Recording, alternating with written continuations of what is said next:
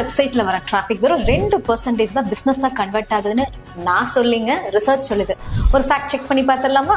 For example, Saravanampatti சுத்தி இருக்கிற ஒரு 5 ரியல் எஸ்டேட் வெப்சைட்ல போய் பிளாட்ஸ் அவைலபிளா இருக்கான்னு செக் பண்ணி பார்க்கலாம். ஓகே, ஃபர்ஸ்ட் வெப்சைட்ல என்கொயரி கொடுக்கலாமா? அட, ஏன்னா ஃபர்ஸ்ட் வெப்சைட்டே எரர்னு காமிக்குது. சரி விடுங்க, செகண்ட் வெப்சைட் பார்ப்போம்.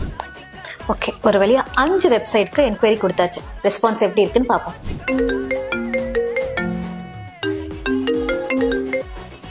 ஹலோ மேம், ஸ்விக்கிலேருந்து கால் பண்ணுறோம்.